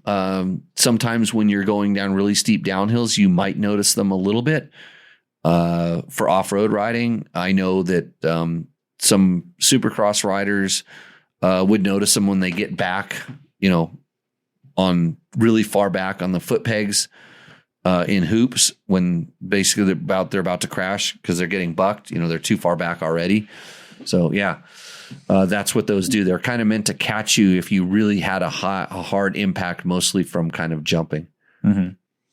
Okay, so Dimitri did follow up with the original question. So give a specific example. Narrow single track second gear, a turn comes up every 5 seconds, so you're standing up and transitioning from hard acceleration to hard braking every 10th heartbeat, versus desert racing with miles of whoops. So tight single track, most of the time when you are sitting, in that thing, the fastest way, and you can watch this, just watch videos from guys riding national enduros, they're sitting down. So at that point, because they're also they're doing a lot of rear brake dragging to control the bike. And so when you're doing a lot of that, you can't really be on the balls of your feet because you need to reach the foot pegs. So they tend to sit down. a lot of times. So it kind of throws the whole foot peg thing out.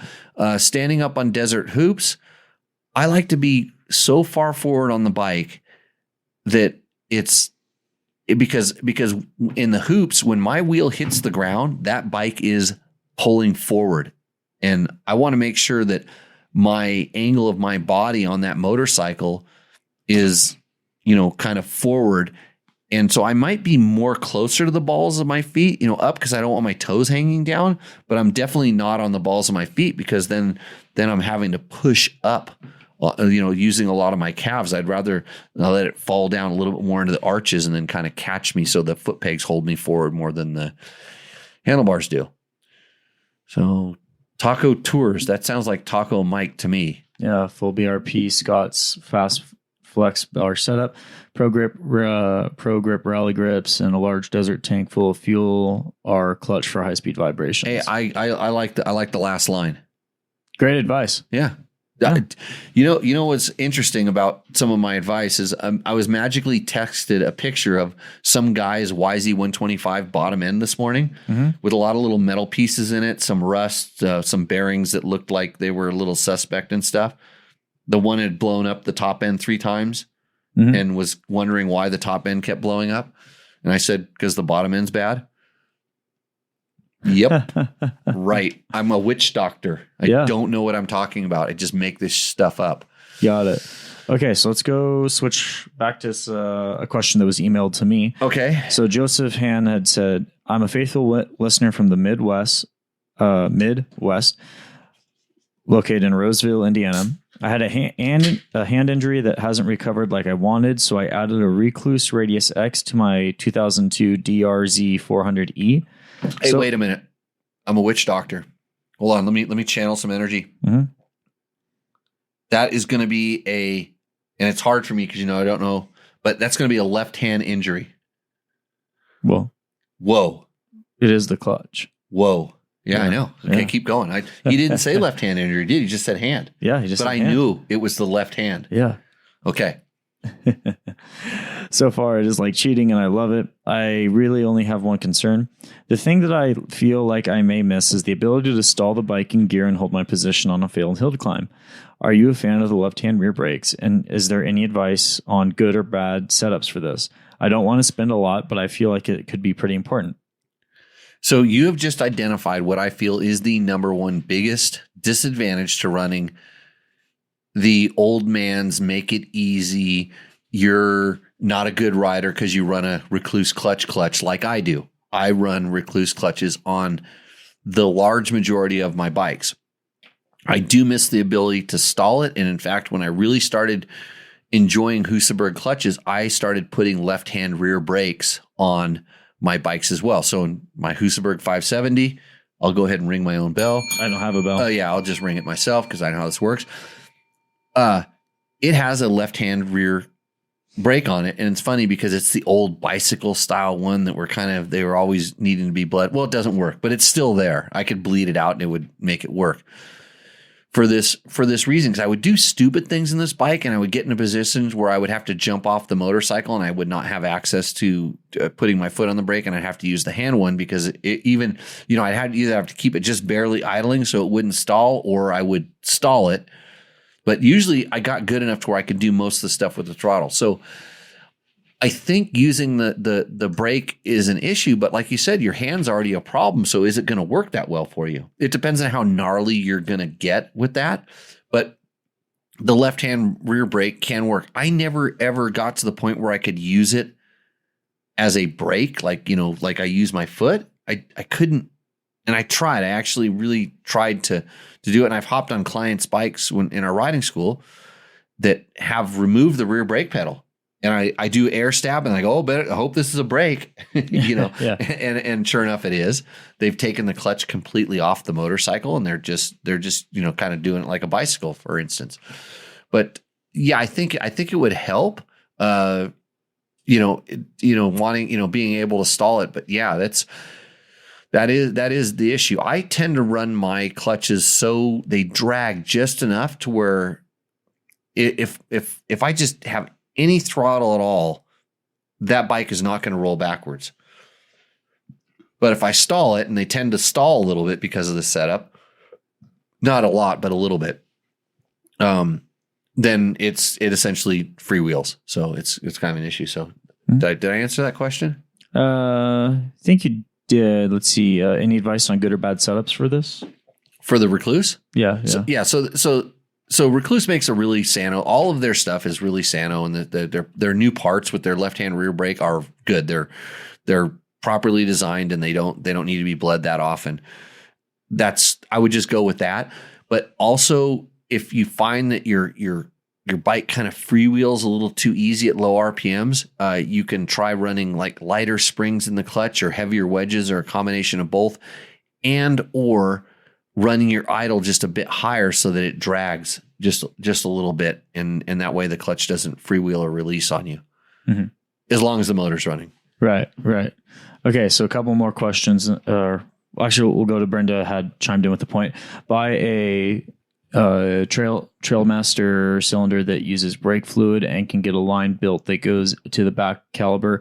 Of course, you would remove the clutch and rear brake pedal altogether. Yeah, I've seen people, do that, build a custom hose all the way from the lever up to the, from the caliper all the way up to where the brake lever is going to be up on the handlebar and vice versa. But I just couldn't get away from using my foot that's it. All right. So Bill O'Neill, last question before Rooster Endo. How can you tell which clicker to adjust when the square edge bump/rocks buck you in the rear? Soften the compression or take out some rebound, or is it more position on the bike? So it's kind of hard to tell. I'd have to actually see, you'd have to see the bike in action, Bill, to find out, but it's real easy. Try softening up the compression 5 or 6 clicks, ride through a known section, try it, stiffen that same clicker up 10 clicks, so go from where you're at 5. So from -5 to +5, try it, see if it makes a difference. And you don't have to do a big long section. Just take your screwdriver out and just ride it and try it and see if it makes a difference. I think that oftentimes, and always make sure that before you start doing this stuff, that your sag is properly set and that you're happy with your bike, how it works every place else. And it's like, okay, I just want to improve this one area. Make some adjustments, see what they do, and then make sure that the bike still works every place else. Because I've seen people just go for a setting in one location and then it just goes to junk every place else. But in the bigger picture, when you're thinking about this, say, hey, my bike's kicking the rocks, and then I would also think about how it's working all the other time. Like if it was kicking in the rocks and the bike didn't turn very well, which meant the front end was a little bit high, I would be real reluctant to open up the rebound it says the front end doesn't turn very well. I'd be really reluctant to slow the rebound down, because it was too springy in the rear, because that would not let the front end settle. So I always think of, no matter what you're doing, you always kind of want to think about the balance of the motorcycle overall. And if there's something else that could be improved, and I always kind of think about front end traction, more or less, and that's just weight on the front end. So you think about the compression. When you stiffen the compression up, that puts more weight on the front end. When you lighten it up, it puts less. And the rebound's the opposite. When you open the rebound up, it puts more weight on the front end. When you slow the rebound down, it takes weight off the front end. So it's always kind of this balancing act. Also, I don't know which bike you have, but if you have the ability to do high speed compression, a lot of times those hits are kind of high speed compression related, and people don't understand that the high speed compression is shaft speed. And I rarely use it to stiffen or soften the shock. I use it mostly to adjust the ride height, like we were talking about. If you make your high speed compression stiffer, it raises up the rear of the bike when you're riding. And if you soften it, it lowers the rear end. So sometimes, you say, hey, my bike's turning a little bit sharp and it's kind of kicky on these rocks. Maybe opening up the high speed will actually settle the whole bike down quite easily. And then it could also be the fork. The fork could be, too soft and, or too stiff and causing, extra weight or transition in the back. It's tire pressure too. And so many people run too much tire pressure.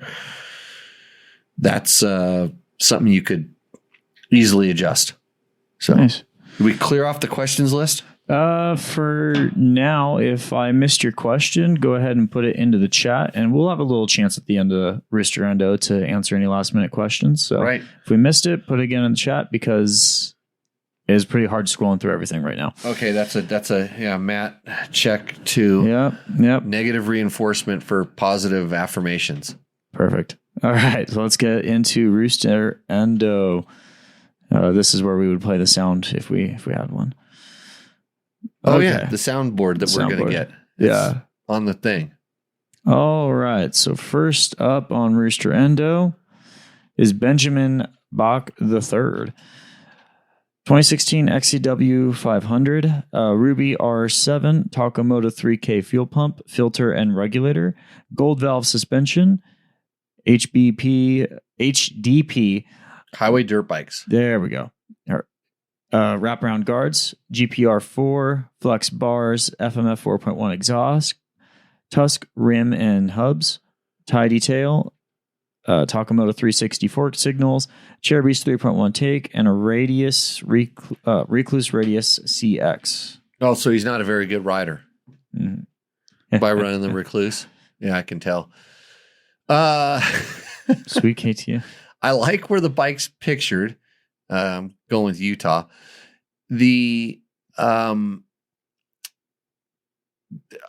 would like a little better, come on with the lighting a little bit. A little bit better, yeah. Yeah, he could have stood out in that water and shot it up, but it is Takamoto'd out with the stickers. It is Takamoto. We like that. We like the support of the sponsors. Taco Mike likes that you're there. And no one watches your show or they wouldn't have it backlit. Now, Todd Kelly knows that. You could bring a nice reflector out and just reflect into that, and it would just be awesome. Well, another way we can tell if they don't Mark really Daniels says roost, and he just had a big shot of tequila, so everything roosts now. Yeah, right? He's having a roosting time. But another way you can always tell if someone isn't a true fan of the show is if they put tidy tail instead of titty tail. Not titty tail? Yeah. Right. So he's just looking for the Benjamins. He's just looking for that Benji. You know what? I had a note. I wanted to talk to Logan about this. Oh, he's in the chat, though. Oh, he is in the chat. Yeah, look at that. Well, that's good because he's trying to, it's like worth $100 to hang out for a little while. Yeah. This is what I wanted to talk to Logan about. I forgot about this. I made a note. I need a hype man, Matt. Oh, really? Yeah, I think since you're in charge of the quality control. Just, the Roost or Endo, getting them up there and stuff like that. And you win $100. I think we start calling you C-Note. C-Note. Yeah. Cause that's like a thing, like people have a rap style, hype man. You always got a C-Note in the crew, in the posse, right? There's always one guy. I'm totally lost right now. Oh man. You didn't watch enough rap videos when you were growing up. I didn't either, but I just saw this. So, okay. So, I mean, the photo isn't the best. We do have a double take mirror that was not mentioned. Oh, you left some stuff off? We left a couple things out. I also, the lighting's so bad I can't see the double take mirror. Oh. But yeah, that's a pretty nice looking bike. It's kind of like, I feel like if I was there, I would want a 2-stroke. Don't know why. What kind of seat is it? Did you say seat? He didn't mention. I'm not seeing anything on a seat here. There's a seat cover on there. Yeah. Okay. Roost. Yeah, just kindly. He'd be here all night listing all the extras. Oh, okay. So what are you going to do with $100? Buy stickers? Actually, it does have a graphics kit on it. It does. We're gonna go with a soft Endo. The bike itself. How about a soggy Roost, Matt? Because it is in the water. It's soggy. We'll go with soggy Roost. Yeah, I mean the bike is good. Like if the picture was a little bit better. So I want to know how he didn't get his wet footprints in the picture. Like, did he pull up and did he do the proper thing and only put one foot down? and then was somehow able to get off the motorcycle and didn't, or because I know there should be a wet footprint in there, or has he been hanging out there? Wait, the tires are dry.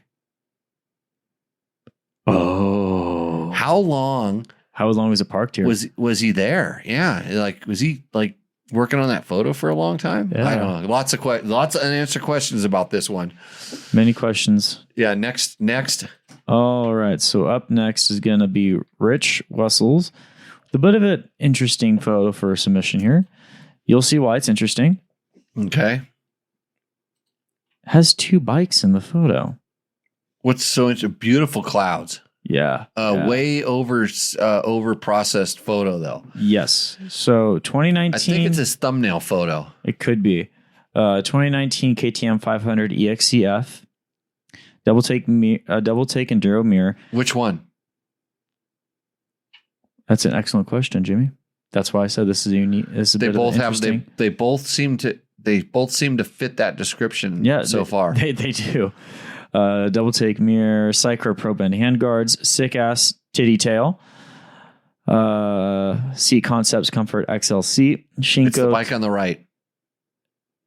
Oh, I don't know. If you look at the one on the left, I think there's also the one on the left doesn't have the Seat Concept seat. You can. Are you sure it doesn't hang over a little bit here? It looks like the other one looks lower. So keep going. Yeah. Shinko 216 MX/505 hybrid cheater, Nitro Moose Platinum, KTM Power Parts skid plate, Fastway Evolution 4 foot pegs, Fastway spark arrestor and end cap with ultra silent insert, Dyno Jet Power Commander V4 with taco tune. Reeds are still in. Giant loop zigzag handlebar bag and trail rack for Mojave saddlebags. It's the bike on the right. But the other one had a lot of that same stuff. The other one has the Chirby's handguards. And it has some saddlebags on it. So, and I think the other one actually has an Achirby skid plate as well. Yeah, right there. That would give it away, huh? Yeah, but this is an older photo because that place would be under snow right now. Mm-hmm. Just saying. I think that's a nice bike, a nice ride, nice photo, pretty. I want to ride there. I think I'm going with boy. It looks like I want to say I'm looking at sawtooths. It looks like a little bit of there. But anyways, okay. Roost. All right. Wow, you're getting a little sour on the whole roosting thing. I don't like the 2-for-1 submission here. Uh-huh. All right, this next one is going to be from Josh. They made us think. I do like thinking. Josh Korpachak. Hopefully that's it. I was going to say this photo is freaking insane. Yeah. This is shot by somebody who knows how to shoot a photo, by the way, because it's actually backlit. You can see because the sun's in the background. It's exposed properly. The spokes are glistening. Yeah, this is really good. I looked at it and I said, this is a brochure photo. That's the first thing I saw. And the other thing I saw is a looks like a pretty stock muffler on the back of an older Yamaha WR. And I'm like, okay, it's got to be a brochure photo because almost everybody just goes and throws something on. But then I noticed non-stock stickers and Josh some things on it. Is in the chat too. Yeah, so Josh knows how to use a camera. Josh, you should do a photography podcast on how to shoot your motorcycle for Tech Talk Taco Tuesday. You would get since we have 1.6 million live viewers on this, you would get at least 7. We have 1,066,000 minus 1 million. No, it's 1 million. I can see there's the number. Got it. It's that's not the bandwidth that I'm counting. This might be the best actual photo submitted. Look at the flowers glistening in the grass. This is an awesome picture. That forest in the background, you want to go ride there. And everybody thinks Jimmy, it's a motorcycle show. It's like, hey, I appreciate a good photo too. Mm-hmm. My wife doesn't think I appreciate a good photo because she knows how to shoot them. Yeah. And then she's like, you didn't like my photo? Well, and I'm like, I don't know. Was it on Instagram? Well, Josh appreciates our feedback on the photo. So let's go into here. A longtime listener, first time submitter, 2002 WR250F that just completed a rebuild. Let's see. Completed refreshing and rebuilding into an East Coast enduro / single track bike. A lot of blood, sweat, and tears went into getting it back in tip-top shape and can't wait for a proper rip. Mod list includes totally refreshed, including new OEM wheel and suspension bearings, timing, chain and tensioner, water pump shaft / seal, valve adjustment, FCR full rebuild, 2003 plus auto compression camshaft, etc. Uncorked free mods include snorkel removal, gray wire mod, the YZ throttle stop, JD jetting kit, no toil screenless filter cage with twin air foam filter, Renthal RC handlebars with Renthal half wall grips, Renthal twin ring sprocket and DID chain, flathead racing radiator guards, Hyde racing composite skid plate, Works connection frame guards, forged levers and timing plugs, GYTR clutch cover, a Cherubies Rally Pro handguards and spoilers, Motion Pro brake snake, revalved, resprung, and resealed spring forks and shock, Michelin Starcross 5 medium tires with dual rim locks front and rear, Yamaha plastics with Chad Reed inspired graphics kit. That's a you want to talk about a well done rebuild. So that's a nice thing, but I'm going to tell you, how did you manage to not use any one of our sponsors in that entire rebuild with such a nice photo and none you didn't use? I didn't hear double take mirrors, bulletproof design, seat concepts, Fasst Company, Trail Tech, DDC, Climb, Scott Sports, Takamoto, but you did use a Yamaha. Mm-hmm. Which is Blue Crew, and for that, I can't get over how clean this thing is. It's fully rebuilt. For that, I'm gonna give you a Roost. Oh, hard Roost. Really, you're on hard Roost. Hard Roost. Yeah. I was a little soft just because I like to support the sponsors of the show. Well, you're a little older, I understand. No one makes parts for an O2 anymore. That you're probably right. Yeah, you got to find the used info. Actually, I know this. I just put together an O2 Husaberg 650. Mm-hmm. Did I tell you about this, Matt? Did you hear it run? I haven't heard it run. No, it rode down the street. I had to go to foreign countries to get parts for this thing. Really? Yeah. So I know about this, but you'll find the guy. There'll be a guy. That's a Roost. So I'm 3 Roosts. Yeah. I think I'm 1.5 Roosts. Okay. All right. So next up, I didn't get the actual name. Hey, just remember Takamoto t-shirts coming to Tech Talk, an internet buyout. We're gonna be a t-shirt company real soon. So perfect.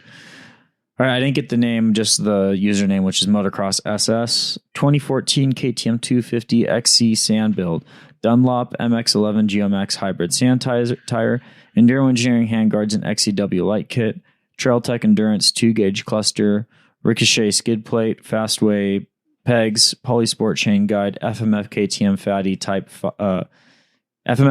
factory type fatty pipe, Renthal sprocket 51 with primary drive chain, upgrade to 410 watt stator with Tusk lithium battery, a Cherubies frame guards and fork guards, air filter, sand screen cover. Ultra SS. Okay. How's the Mojave River flowing? Right? I don't know. Matt, that photo looks as bad as the ones we shot the other day because you know what time it is? Midday. It wasn't a bad ride, at least. Was he picking up trash there, or helmets just laying on the ground? Helmet and let's just like backpack. Hey, Dan wants to know, why does Jimmy wear weird hats all the time? What hat am I wearing? Isn't that your Climb one? Yeah, it's a Climb hat. Climb. Makers of awesome high-performance streetwear. I wish they made snowboarding and skiing gear because it would be really good. Mm-hmm. So why do I wear weird hats? Have you seen my bald head? That's probably a better question and be more insulting, by the way. Ultra SS, whatever your real name is, why are you putting your helmet on the ground? Because have you ever had a vinegaroon or a recluse spider crawl into your helmet and give you a little nibble on the ear? That's That's what I would be concerned with. And what if that river flash floods? Like 7 hours ago, there was a big storm up in the mountains, and it all of a sudden comes, and then your helmet's washing, maybe your bike too. Because I don't know if you pick up your helmet, you just get your bike out of the way when the flash flood came. So a little worried about Dan here. What kind of tires do you have? MX-11. MX-11s. I'm dabbling on. I might have to dish out an Endo on this one. I don't know why. For the photo? No, he's out riding. It's good. I'd like to ride there. I'd like to ride there with that bike. I mean, hey, when we go to places like that, we build these sand berm tracks. Yeah. And even when the river goes down quite a bit, you can do these big old sand berm tracks, and the sand's all wet. It's so awesome. Yeah. Oh, it was a quick phone shot. So you really planned out your this is what follows up Josh's. Yeah, Josh used lighting and a nice lens and all this stuff like that. And you were standing there sucking down the suds and said, "Hey, my bike looks super awesome. I'm going to shoot a photo of it." And then you heard about how you can make $100 off of us. So you send in the first photo you find on your phone. He actually sent multiple photos. He did. But that was the best one. I kind of go with the first one. You go with the first one? No, it's kind of the best one. None of the other ones have his girlfriend in it. This is what you're saying. No. but you know what? I'm willing to. Because I told you how to go to 1 million. Yeah, followers. I remember. Remember, we did have someone actually Photoshop a model in. They did really good. But the photo, leaves some to be desired. But I want to ride that bike with that tire in that sand. Uh-huh. I really want to. I agree. Okay, so you're going Roost. I'm going Roost just because the spirit of what this bike was modded for, and where it's at. It's 300 or 250. That's a 250. I would like the extra 50 cc. I mean, yeah, 200 revs better, and in the sand you're going to be revving. Yeah. It's a Roost for me. Oh boy, a light Roost, says Mark. I had barking spiders bite me in Los Cabos. And who's that, Victor?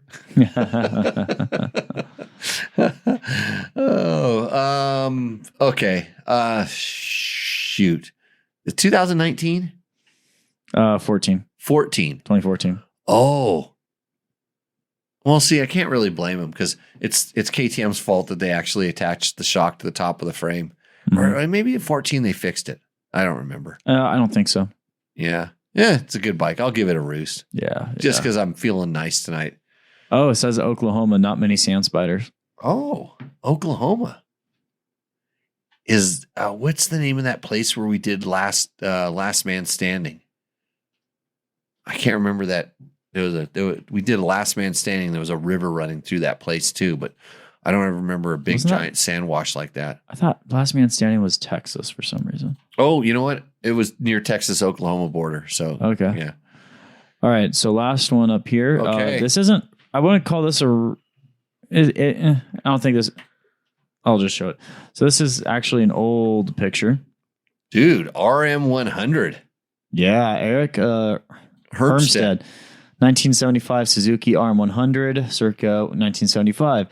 Yellow fork boots, red number plate stickers, yellow grips, OEM tall seat, OEM pipe down with the expansion chamber for better flow because of gravity, fuel filter of some sort, newer tires, first set got thrown out, trail riding, hill climbs, motocross, bike camping with flashlight taped to it, good times. This is an obvious winner, but I no longer have this bike, so I gave it to one of the KTMs, and I already won with another bike. This bike just... Dude, it makes me want to watch it on any other Sunday. On any other Sunday? What is it? You want to watch my old videos? How are those, Matt? Those are actually really fun. Yeah, I actually I enjoyed watching those. Now you have Thanks for showing me another level of respect for your well, it's so funny, your slave driver. Well, it's so funny just how many things you were doing before it became like the big thing. Like I used to just think you were. It's like podcasting. Yeah.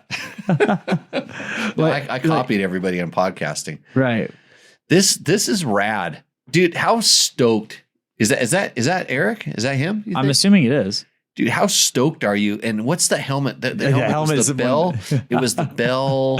The name's like on the tip of my tongue, but it was before the Bell Moto 3. Yeah. And Electro. Was it Electro helmet or something like that? So that kid is just okay. So that kid right there, if he didn't have his hand on the throttle, which he needs to have his hand on the throttle, and his other hand on his helmet, he would be flipping us off and just say bad MF. Yeah. Yeah. That. Well, going camping with a flashlight taped to the bike. Yeah. You're so stoked. And like an RM 100, I mean, it's better than an 80. Like everybody else had an 80. Yeah. I remember riding a YZ50 when I was a kid. And that was 2-stroke. That's where I learned about 2-strokes. Well, everybody's just giving him the Roost just because this is, you know what?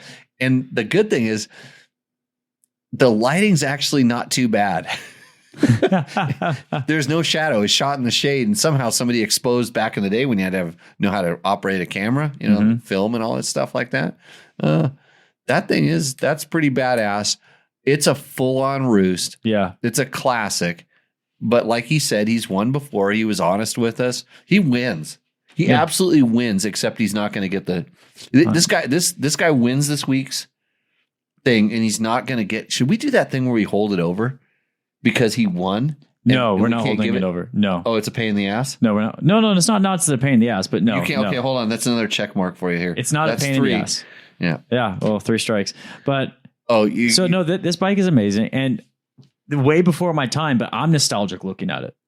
Yeah. You have no idea what a bike. Actually, I wonder if you could. They have these YZ125 races, and I wonder if you could race that in those. Because Suzuki's back in the day, I mean, everything was pretty even. And it was really at those days, you could get the right mods to any bike and you could make it better than whatever everything else was. I wonder if you could race an RM100 in those YZ125 races. Yeah. Bell Star. Thanks, Mike. That was a little astronaut helmet, but okay.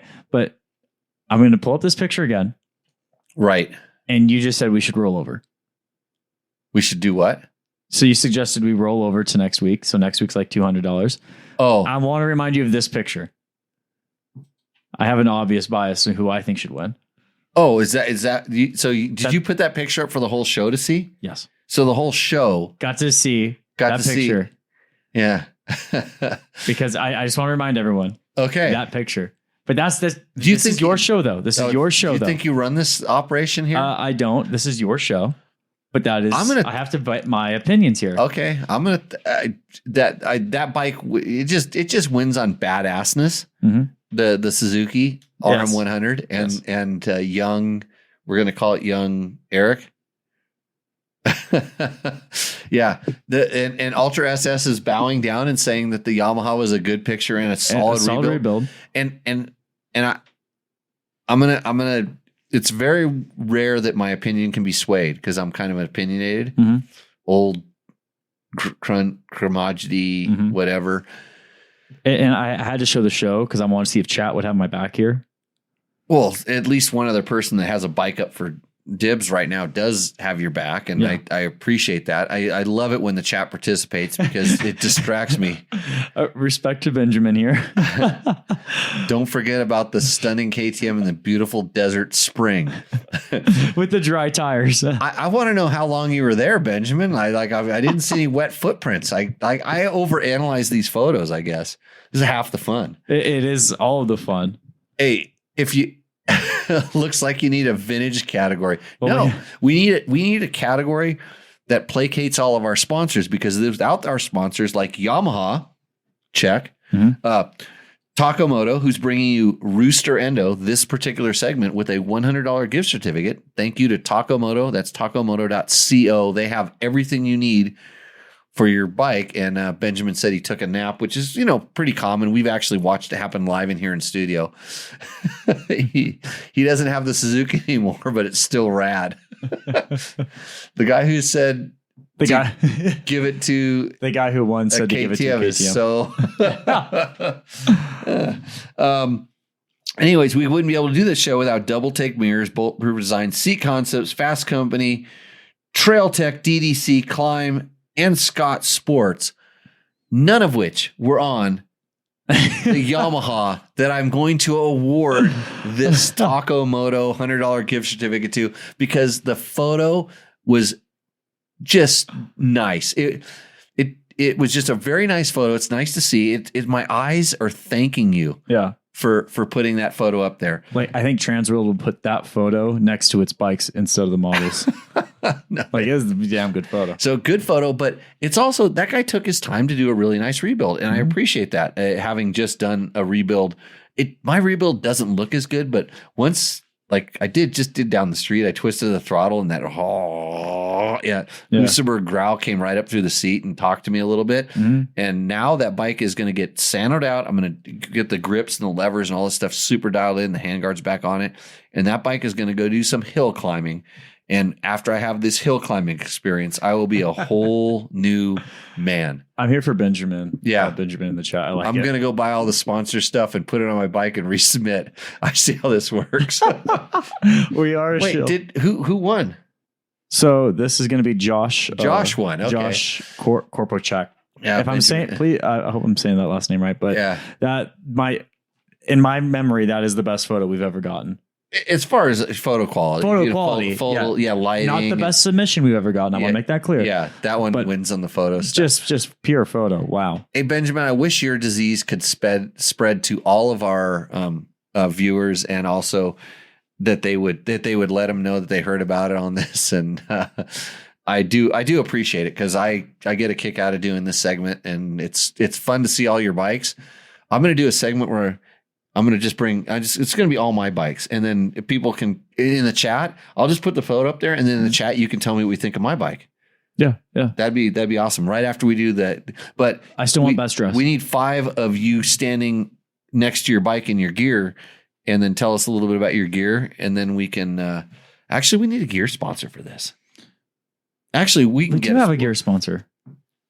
Well, we need a gear sponsor, like someone to sponsor, like, yeah, maybe Climb would hook them up with a super good discount code to get better gear. Yeah. Because all I'm going to do is say, oh, that gear is it looks really nice, but it's not as good as my Climb. Right. Yeah, because I really do believe that. But we should get, I still want to do best dress. We just need submissions for best dress. So if you're listening to this, and you've already... There's a lot coming up for Tech Talk Taco Tuesday. Let me tell you. There's going to be the T-shirt blowout that we're going to have. I'm going to get Jerry back on the show. We're going to get Jerry B back on the show. I heard there's a lot of pizza activity involved in that show. Okay. And we'll have a flat track seminar. We're going to do a live show someplace out in California pretty soon, but one of the things I need to do with all this money we're raking in from all of our sponsors is buy a mobile setup. I'd like a really nice mobile setup. Okay. And then we got to tune up our thing so I don't have to take you with me. So you can just sit in your dungeon. Yeah. That's what Claire calls it right now, the dungeon. She might. Yeah. So the place where she beats the crap out of you relentlessly. And then you have to stay and work. Is it a girlfriend now or just friend? No, girlfriend now. Oh, girlfriend, really? Yeah. It's an official girlfriend. Yeah. I'm no longer single. That's why you're getting the crap beat out of you. Hey, this is fair. That's good. Wait, by you or her right now? Oh, everybody, Matt. That's the way. That's the way it works. It's positive reinforcement through negative affirmations. Well, I think I just now understand. It finally clicked what that means. Got it. So it'll make you a better person. Yeah. At least that's what she's going to try to tell you. Yeah. So awesome. Hey, anyways, thanks everybody for joining in. We super appreciate this. Thanks to all of our sponsors. I've said way too many times. I made up for all the times I didn't say it last time. Yeah. And good to all our regulars. Mark, I'll get that shirt in the mail as soon as Matt gets me the address. I didn't have any tequila tonight, so I'm feeling a little bit down on myself.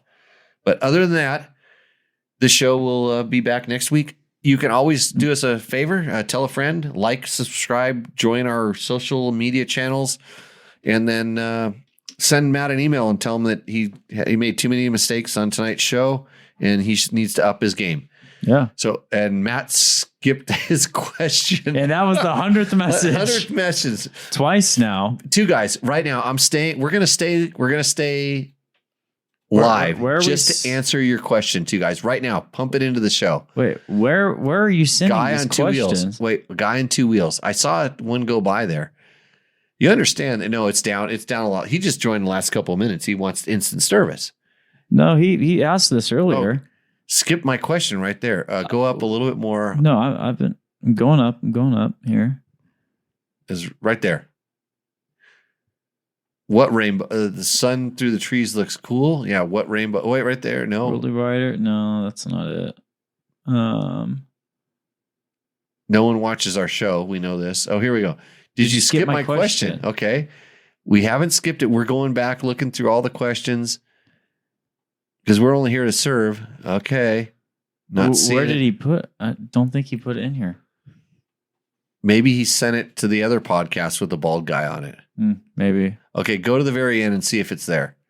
He should have resubmitted by now. We gave him plenty of time. Are we sure he's not trolling us? This is cutting into my beer. I'm not showing up on chat now. Oh. Teach Matt how to pronounce trials. Nice, Brenda. Trials? Oh, I thought it was just I thought it was a typo. I thought it was trail because I never heard of trials. You've never heard of trials? No, the trials. What was the brand she had said? She said, I don't remember what trials in reference It was something to. about her. It was talking about the brake mod. Oh, a trials master cylinder. Oh, yeah. I thought it was. So anyway. All right. Well, I'm not seeing this question. So Yeah, so guy in two wheels is, you know what? You're going to have to submit it, and then we'll farm it into the thing for next week. But if you go on Instagram and watch this horrible show for the first 10 minutes, we answer those questions first. So also check out Dirt Bike Test Instagram, or sometimes we go on Jimmy Lewis, which I don't know where that guy's at. Mm-hmm. He's half of what we used to. I thought have you all thought about a Dirt Legal for a sponsor? I don't know what that one is. Are you a lawyer?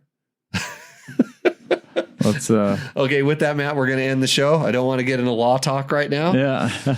So thanks for pushing the buttons. Thank you all for joining, and I will hopefully see you all out on the trail behind a really pretty picture.